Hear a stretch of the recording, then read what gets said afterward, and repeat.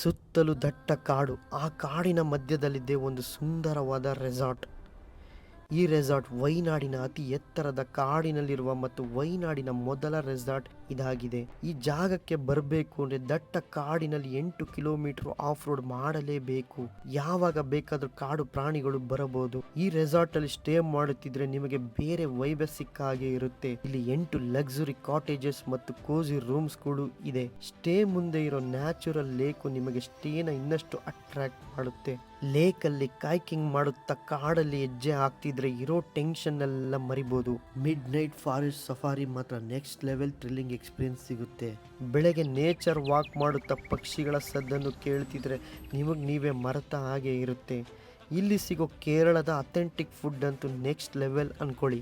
Jungle park resort ನೇಚರ್ನ ವೈಲ್ಡ್ನ ಇಷ್ಟಪಡೋರಿಗೆ ಮಾಡಿರೋ ಈ resort ಸಮುದ್ರ ಮಟ್ಟದಿಂದ 5,000 ಎತ್ತರದಲ್ಲಿ ಇದೆ. ಕಾಡಿನ ಮಧ್ಯದಲ್ಲಿ ಸ್ಟೇ ಎಕ್ಸ್ಪೀರಿಯನ್ಸ್ ಬೇಕು ಅಂದರೆ ಸ್ಕ್ರೀನ್ ಮೇಲೆ ಕಾಣಿಸಿರೋ ನಂಬರ್ನ ಕಾಂಟ್ಯಾಕ್ಟ್ ಮಾಡಿ. ನೇಚರ್ನ ಇಷ್ಟಪಡೋ ನಿಮ್ಮ ಫ್ರೆಂಡ್ಸ್ ಫ್ಯಾಮಿಲಿಗೆ ಶೇರ್ ಮಾಡಿ. ಈ ಥರ ಕಂಟೆಂಟ್ಗಾಗಿ ನನ್ನ ಫಾಲೋ ಮಾಡೋದನ್ನ ಮರಿಬೇಡಿ. ಧನ್ಯವಾದಗಳು.